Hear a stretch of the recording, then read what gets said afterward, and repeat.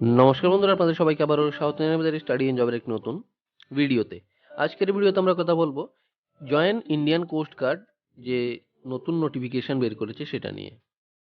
আপনারা দেখতে পাচ্ছেন এখানে মিনিস্ট্রি অফ ডিফেন্সের পক্ষ থেকে বেরিয়েছে এটা জয়েন ইন্ডিয়ান কোস্ট গার্ডে অ্যাজ নাবিক জেনারেল ডিউটি নেওয়া হচ্ছে। তো এখানে কিভাবে আপনারা অ্যাপ্লাই করবেন, কারা কারা এলিজিবল, সমস্ত কিছু আমি এখানে বলে দেবো। আপনারা দেখেছেন যে 12 পাস থাকলেই অ্যাপ্লাই করা যাবে। তো এখানে যারা যারা 12 পাস করেছো তোমরা নিশ্চয়ই ভিডিওটা লাস্ট অবধি দেখে নাও। এলিজিবিলিটি কন্ডিশন প্রথমেই দিয়ে দেওয়া হয়েছে, online applicants are invited from male Indian citizen processing educational qualification as prescribed below, recruitment of the post of Navik general duty in the Indian coast guard arm force of the union. তো Indian coast গার্ডে নিয়োগ করা হচ্ছে। তো এখানে তোমরা দেখতে পাচ্ছ এডুকেশনাল কোয়ালিফিকেশন 10+2 মানে 12 পাস থাকতে হবে with math and physics from an educational recognized council of board of school education. যারা যারা সায়েন্স ব্যাকগ্রাউন্ড থেকে আছো তোমরাই কিন্তু এখানে অ্যাপ্লাই করতে পারবে। আর্টস ব্যাকগ্রাউন্ড বা কমার্স ব্যাকগ্রাউন্ডরা অ্যাপ্লাই করতে পারবে না, কারণ এখানে লিখে দিয়েছে ম্যাথ এবং ফিজিক্স তোমার সাবজেক্ট হিসেবে থাকতে হবে। এটা ক্লিয়ারলি এখানে মেনশন করা আছে। এজ লিমিট তোমরা দেখতে পাচ্ছ, এজ লিমিট কিন্তু বেশি দেওয়া হয়নি, কারণ ওরা ইয়াং জেনারেশনের ছেলেদেরই চাইছে। তো এখানে 18 থেকে 22 রাখা হয়েছে, কিন্তু যারা যারা এখানে এসসি এসটি ক্যান্ডিডেট রয়েছে তোমরা 5 বছরের ছাড় পাবে, আর ওবিসি ক্যান্ডিডেটের জন্য 3 বছরের এজ রিল্যাক্সেশন এখানে রাখা হয়েছে। এবার আমরা দেখে নেব কোথায় কোথায় পোস্টিং হবে এবং কোথায় কয়টি পোস্ট আছে। তো তোমরা দেখতে পাচ্ছ এখানে নর্থে টোটাল পোস্ট যেটা রয়েছে 79, এখানে UR EWS OBC ST SC তো সবার জন্য কিন্তু আলাদা করে পোস্ট মেনশন করে দেওয়া হয়েছে।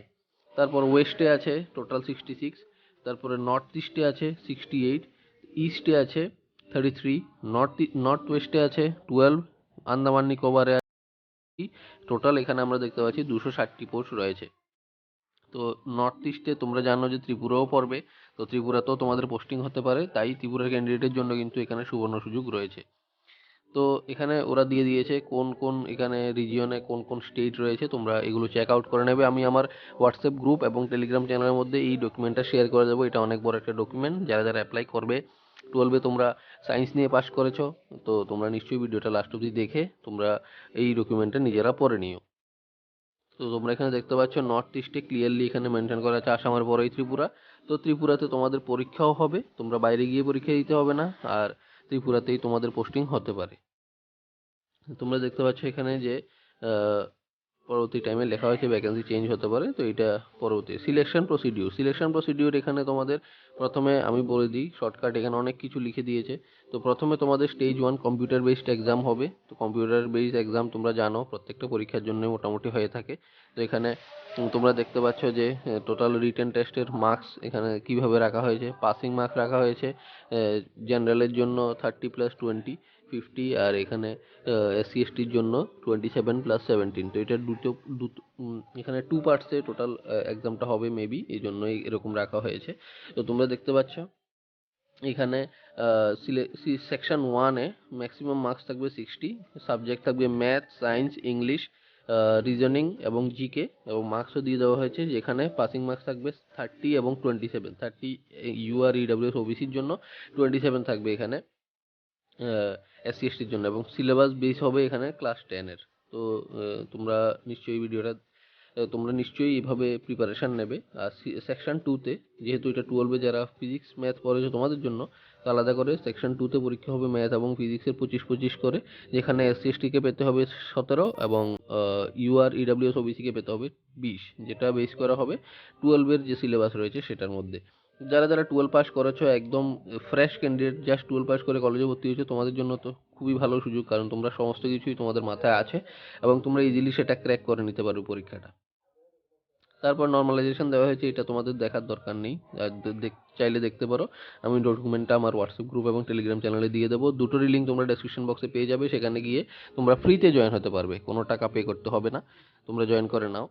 তারপর অ্যাডাপ্টিবিলিটি টেস্ট তোমাদেরকে দিতে হবে, তারপর ফিজিক্যাল ফিটনেস টেস্ট তোমাদেরকে দিতে হবে। তো ফিজিক্যাল ফিটনেসে তোমরা দেখো কি করতে হবে, 1.6 কিলোমিটার দৌড়াতে হবে তোমাদের 7 মিনিটের মধ্যে। তো এটা বড় কোনো বিষয় নয়, প্রত্যেকটা আর্ম ফোর্সের যে কোনো যে ইন্টারভিউ সেটাতে এরকমই থাকে, কিন্তু এখানে 7 মিনিটই দেওয়া হয়েছে। তো তোমরা যারা যারা মোটামুটি একটু ফিট আছো তোমরা করে নিতে পারবে। উঠাক ব্যাটাক করতে হবে 20টা। তো আমরা দেখেছি যে উঠাক ব্যাটাক করতে কোনো সমস্যা হওয়ার কথা নয়, 20টা তোমরা ইজিলি করতে পারবে। আর 10টা পুশ আপ। তো এখানে বেশি কিছু কিন্তু চাওয়া হয়নি ফিজিক্যাল ফিটনেসে, সেগুলো তোমরা ইজিলি করে নিতে পারবে।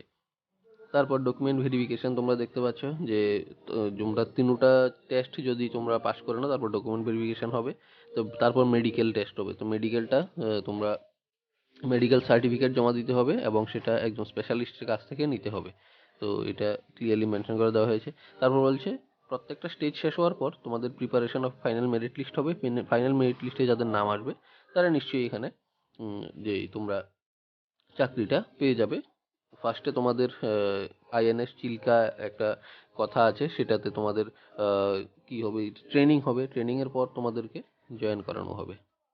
তারপর হাউ টু অ্যাপ্লাই যদি আমরা যাই, তোমরা দেখতে পাচ্ছ 13 তারিখ থেকে এটা শুরু হয়েছে, কিন্তু প্রথমে একটু এটা প্রবলেম করছিল ওয়েবসাইটটা, কিন্তু এখন ঠিক হয়ে গেছে এবং 27 তারিখ অবধি সেটা চলবে। তো তোমরা নিশ্চয়ই সেটা ফিল আপ করে নিও 27 তারিখের আগে। তো তোমরা নিশ্চয়ই যারা যারা 12 পাস করেছো তোমাদের জন্য এখানে সুবর্ণ সুযোগ রয়েছে।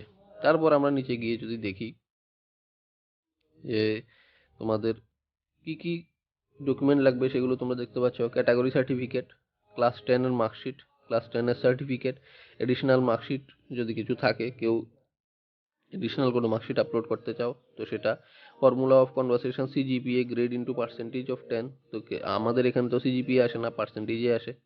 তারপর এনওসি ফ্রম গভর্নমেন্ট অর্গানাইজেশন, যদি কেউ গভর্নমেন্ট অর্গানাইজেশনের সাথে যুক্ত থাকো এনওসি লাগবে। 12 মার্কশিট লাগবে, 12 সার্টিফিকেট লাগবে। তারপর সেম পার্সেন্টেজটা লাগবে। এডিশনাল মার্কশিট আমাদের এখানে থাকে না, তো সেটা লাগবে না। তো তোমাদের ক্লাস 10 এর সার্টিফিকেট মার্কশিট, ক্লাস 12 এর সার্টিফিকেট মার্কশিট, সেই দুটো 4টে লাগবে। আর যে ক্যাটাগরি সার্টিফিকেট সেটা লাগবে, আর বাকিগুলো তোমাদের দরকার নেই। তারপর এক্সাম ফি যদি আমরা দেখি, এক্সাম ফি তোমরা দেখতে পাচ্ছ এসসি এসটি ক্যান্ডিডেটের জন্য কিন্তু 1 টাকাও লাগবে না, ফ্রিতে টোটালি এক্সাম দেওয়া যাবে। তো যারা যারা এসসি এসটি ক্যান্ডিডেট রয়েছে তোমরা নিশ্চয়ই তোমাদের জন্য একটা ভালো সুযোগ রয়েছে যে তোমরা একদম বিনা পয়সায় এখানে এক্সামটা দিতে পারছো। তো চাকরিটা পরের কথা, তোমরা এক্সাম দিয়ে নিজেদের এক্সপিরিয়েন্সটাকেও গেইন করতে পারো যারা যারা 12 পাস করেছো সদ্য মাত্র। তো ইয়াং জেনারেশনের যে স্টুডেন্টগুলো রয়েছে তোমরা নিশ্চয়ই এটা করে নাও, যেহেতু তোমাদের কোনো টাকাও পে করতে হচ্ছে না। আর ওবিসি ইউআর ইডাব্লিউএস এর জন্য কিন্তু এত আহামরি কিছু নেই, শুধুমাত্র 300 টাকা রাখা হয়েছে। তো তোমরাও নিশ্চয়ই, আমি চাইবো যে যারা সায়েন্স ব্যাকগ্রাউন্ড আছো তোমরা এক্সামটা দিয়ে দেখো। কারণ এখানে আমি এক্সাম সিটির কথা যদি বলি, তো এক্সাম সিটি তোমাদের বাড়ির আশেপাশে, মানে ত্রিপুরাতে আগরতলাতেই পড়বে। ওরা লিখেছে বাড়ির আশেপাশে, কিন্তু ত্রিপুরাতে শুধুমাত্র আগরতলাতেই কম্পিউটার বেসড এক্সাম হবে। তো এই জন্য আগরতলাতে পড়বে, এটা তোমরা নিশ্চিন্তে থাকতে পারো। এবার কবে কবে টেন্টেটিভ ডেট দেওয়া হয়েছে, স্টেজ 1-এর যে পরীক্ষা সেটা এপ্রিলের মাঝখানে বা লাস্টে হতে পারে। স্টেজ 2 যেটা দেওয়া হয়েছে সেটা মে মাসে, এবং স্টেজ 3 অক্টোবর মাসে। মানে তোমাদের যে প্রিপারেশন অফ মেরিট লিস্ট সেটা অক্টোবর মাসের মধ্যে তোমাদেরকে কিন্তু দিয়ে দেওয়া হবে। তারপর আমরা যদি নিচে চলে যাই, অনেকগুলো কিন্তু এখানে রাখা হয়েছে, তোমরা দেখে নাও।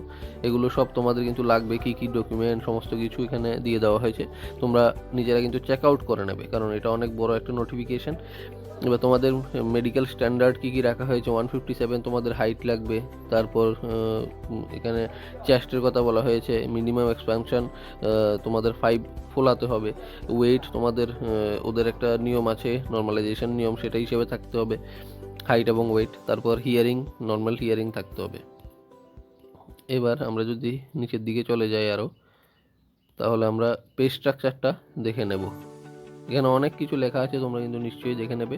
পে স্ট্রাকচার তোমরা দেখতে পাচ্ছ, বেসিক পে যেটা সেটা 21,700 টাকা থাকবে, প্লাস তোমাদের ডিএ এবং আদার অ্যালাওয়েন্সও থাকবে। তো এখানে তোমাদের কিন্তু, যেহেতু এটা আমাদের সেন্ট্রাল গভর্নমেন্টের আন্ডারে জব, তো তোমরা পে স্ট্রাকচার অনেক ভালো পাবে, এটা তোমরা নিশ্চিন্তে থাকতে পারো। মিনিমাম 30,000-এর উপরে তোমাদের এখানে পে স্ট্রাকচার তো হবেই।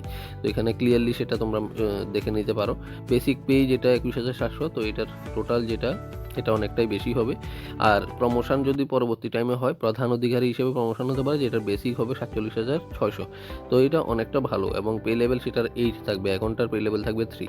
তো পেমেন্ট নিয়ে তোমাদের চিন্তা করতে হবে না, পেমেন্ট কিন্তু অনেকটা দিয়ে দেওয়া হয়েছে। তারপর তোমাদের কিন্তু অনেকগুলো এখানে আদার বেনিফিটস তোমরা দেখতে পাচ্ছ, free ration and clothing as per existing rules, free medical treatment for self and family, এবং তোমাদের government accommodation of self and family, 45 days earn leave and 8 days তোমাদের কিন্তু ক্যাজুয়াল লিভ থাকবে, সিএ এবং ইএল থাকবে, তোমরা দেখতে পাচ্ছ সেটা।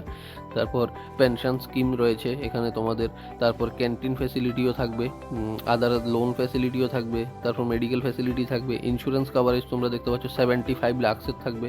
তো যেগুলো তোমাদের সেন্ট্রাল গভর্নমেন্টের চাকরির মধ্যে থাকে সমস্ত কিছু তোমরা কিন্তু এখানে পেয়ে যাবে।